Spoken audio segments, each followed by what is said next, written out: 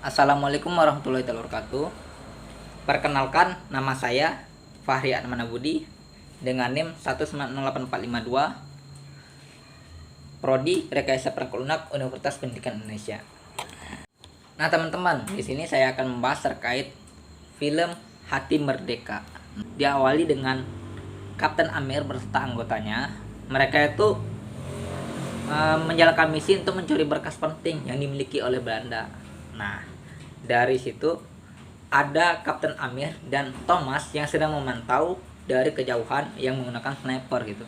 Nah, Marius yang menyalin berkas, kemudian Dayan, Senja maupun Mundi yang menyamar sebagai pelayan untuk mengalihkan perhatian dari Belanda. Nah, namun sayangnya saat mereka mau melarikan diri menggunakan kuda, Budi ini tertangkap gitu. Nah, Budi tertangkap dan disiksa di sana. Namun karena Budi yang melihat Kapten Amir dari kejauhan menggunakan sniper gitu, jadi dia tuh mengisyaratkan bahwasanya dia tuh rela ditembak gitu kan. Nah, daripada disiksa bahkan menjadikan sandera oleh Belanda. Akhirnya dengan berhati Kapten Amir pun menembak dari anggotanya tadi, yakni Budi itu. Setelah mereka berhasil melarikan diri dari tempat itu, mereka pun menghibur hati mereka gitu. Kemudian Thomas ini mereka mengajak Senja untuk kencan gitu. Namun kencannya ini berakhir gagal gitu kan. Nah, kemudian pada malam harinya itu si Thomas ini bercerita lah kepada Marius dan Dayan. Namun karena Dayan ini bisu gitu kan. Nah, dia pun ada Kapten Sofwan yang di sana itu menghina Dayan gitu kan. Nah, Thomas ini tidak terima dengan penghinaan tersebut. Akhirnya terjadilah perkelahian antara Kapten Sofwan dan anggotanya dan Thomas beserta rekan-rekannya tadi. Kemudian keesokan harinya itu ditegur gitu oleh atasannya gitu kan. Nah, oleh sebab itu kan mereka diberikan tugas penting kan. Nah, namun Amir menolak saat itu. Akhirnya Amir berganti dengan profesi guru gitu kan. Nah, saat mereka menaiki kapal gitu kan. Nah, kapal ini nih dibajak gitu kan. Namun saat itu adanya Marius yang mabuk laut gitu kan. Jadi dia ini sambil membawa senjatanya, kemudian dia melihat teman-temannya yang disandra gitu kan. Untuk melepaskan teman-temannya dari sandraan tadi, nah dia menembakkan ke seberang tempat gitu kan. Nah, oleh sebab itu akhirnya teman-temannya itu berhasil lepas. Namun satu sisi, nah mereka lolos, namun satu sisi lagi adanya kapal Belanda tadi yang menyerang mereka gitu. Jadi mereka ini kebingungan kan karena ditembakkan terus kan, sedangkan mereka anti peluru gitu kan. Nah, kapalnya itu. Jadi oleh sebab itu mereka juga kebingungan. Yang kapalnya pun mau terbakar. Akhirnya Marius melihat ke depan gitu kan, bahwasanya ada Pulau Bali di depannya gitu kan. Jadi mereka tuh berencana untuk menyeberangin laut tersebut ke arah Pulau Bali gitu kan, dari tengah laut itu kan. Nah, dan kapalnya pun terbakar. Saat terbakar tuh Maria sampai ke darat dan teman-temannya sampai ke daratan, dan Marius pun kelelahan gitu. Nah, kelelahan dan mabuk laut ya kan, ya karena mabuk laut gitu kan. Setelah itu mereka berusaha untuk ke arahnya satu rumah gitu kan. Nah, di satu rumah ini mereka itu ingin menyelamatkan orang-orang Indonesia gitu. Nah dari sana itu mereka itu memperlihatkan gitu kan bahwasanya orang tuanya orang yang mau diselamatkan itu mati gitu kan, terbunuh, dan Marius pun lengah dan ditusuk oleh orang Belanda gitu kan. Nah, kemudian Dayu membawa mereka ke Wayan Suta gitu. Ada Wayan Suta ini kan di sana ada Amir juga gitu kan. Nah, karena ada Amirnya ini mereka tuh juga ada pertengkaran kecil lah, ya maklum lah karena Amir yang mundur gitu kan. Nah, kemudian mereka berencana untuk mengalahkan Reimer dan melatih penduduk setempat untuk melawan Belanda gitu kan. Karena Mariusnya ini semakin memburuk gitu tubuhnya itu kan, badan itu tertusuk oleh orang Belanda. Jadi mereka ini disarankan untuk berdoa gitu kan. Nah, di sini mereka berbeda agama dan berbeda keyakinan gitu kan. Mereka ini untuk berdoa gitu dalam satu tujuan, yakni untuk kesembuhan dari Marius tadi dan untuk memenangkan bangsa Indonesia ini. Nah, gitu. Namun mereka dengan menjebak Belanda melalui Dayu yang menyampaikan Reimer letak posisi untuk penyerangan itu tadi atau jebakan tadi. Kemudian Belanda ini membuat dua gelombang, yakni gelombang pertama yakni langsung ke tempat untuk mengecek lokasi. Yang kedua, langsung menggunakan tank dan adanya orang yang membawa semburan api, penyembur api gitu. Jadi kewalahannya bangsa Indonesia itu karena dua hal tadi gitu. Namun di sini karena bangsa Indonesia adanya bala bantuan gitu kan, jadi mereka memenangkan pertempuran ini tadi gitu.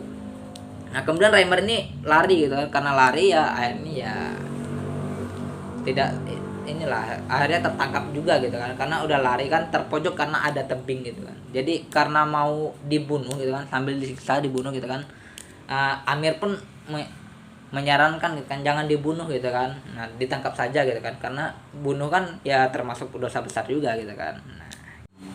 Nah untuk unsur insentrik dan ekstrinsiknya itu kita masuk ke arah yang pertama itu alur cerita. Alur cerita ini maju mundur karena bersifat awalnya maju, kemudian ada yang membahas tentang masa lalu. Kemudian temanya ya ini tentang terkait kebangsaan Indonesia yang melawan bangsa Belanda gitu kan, yang saat itu yang ingin menguasai Pulau Bali ya. Kemudian latarnya ini terkait latar tempatnya yakni di Pulau Bali maupun di tanah Jawa juga, yakni saat itu. Kemudian waktu saat masih lampau gitu, baru-baru kemerdekaan. Kemudian penokohannya ya di sini berbagai tokoh gitu kan, dengan watak yang masing-masing gitu. Kemudian dari sini seperti Amir yang sebagai kapten yang masih penuh dengan kebimbangan akan agama yang dianutnya atau dipercayainya dengan apa yang diperbuatnya gitu ya. Ini pembunuhan yang disuruh oleh atasannya gitu. Salah satunya itu. Kemudian gaya bahasanya itu gaya bahasa yang agak kaku gitu, karena baru-baru bahasa Indonesia gitu kan. Jadi mereka masih agak sulit. Kemudian adanya campuran dari bahasa lain, yakni bahasa Belanda yang saat itu. Karena jadi berbagai bahasa gitu kan. Unsur ekstrinsiknya itu kan ada kondisi masyarakatnya itu, yang dimana kondisi masyarakat saat itu kan masih was-was gitu kan. Jadi masih melihat sekitarnya itu bahwasanya dimana ada bangsa Belanda gitu. Jadi mereka tuh ya waspada aja gitu kan. Jadi kondisinya itu. Kemudian bangsa Indonesia kan baru-baru merdeka gitu kan, dan tidak mau untuk dijajah kembali gitu. Nah, untuk nilai pesan moralnya itu kan, nah di sana itu ada juga bahwasanya dalam berdoa yang berbeda agama gitu kan, tapi satu tujuan, niatnya baik gitu kan. Jadi ya bangsa Indonesia kan ibaratnya kan orang-orang bangsa Indonesia yang saat itu tuh berdoa untuk kesembuhan temannya atau rekannya gitu kan ya. Jadi dan juga untuk kemenangan dari peperangan tersebut gitu kan, untuk mengusir bangsa Belanda. Jadi memang baik itu tujuannya gitu. Nah kemudian untuk moral yang kedua yakni tentang terkait penganiayaan atau pembunuhan gitu kan. Nah terkait pembunuhan ini kan, daripada kita membunuh gitu kan atau menganiaya seseorang gitu kan, nah lebih baik kita tangkap aja gitu kan. Bagaimana membuat mereka itu sadar akan kesalahan mereka gitu kan. Lebih baik kan ya upayakan yang dengan cara yang lebih baik terlebih dahulu gitu kan. Jadi dengan menangkap mereka lebih baik daripada membunuh mereka. Nah jadi itu teman-teman. Lanjutan atau pengaplikasian moralnya itu kan, nah bagaimana kita bisa berbagai macam agama dan ataupun dengan beragam suku dan agama gitu kan, kita bisa bersatu gitu kan. Jadi dengan kerukunan tadi itu kita bisa mendamaikan tempat kita gitu kan, atau bangsa kita ini kan, agar kita hidup rukun, aman dan damai gitu. Nah sebagai masyarakat itu, nah sebagai mahasiswa juga kan kita ya mentoleransi kan gitu kan. Kita tuh bagaimana untuk membuat toleransi itu berjalan gitu kan. Nah kemudian aplikasikannya kan, kalau misalnya adanya penganiayaan kan lebih baik kan kita daripada membunuh kan ya, ibaratnya nih dari tim ke arah penegak hukum gitu kan, daripada langsung dibunuh kan ya, mending lebih baik itu kan bagaimana supaya mereka itu sadar gitu atas kesalahan mereka gitu, tidak langsung dibunuh gitu kan ataupun dianiaya gitu. Bahwa nilai-nilai kemanusiaan itu pada manusia itu ada gitu. Namun nah mereka antara mereka itu sadar atau tidak gitu. Itu teman-teman. Nah, menurut saya itu dari pengaplikasiannya itu. Nah, cukup sekian dari saya. Wabillahi taufiq walhidayah. Wassalamualaikum warahmatullahi wabarakatuh.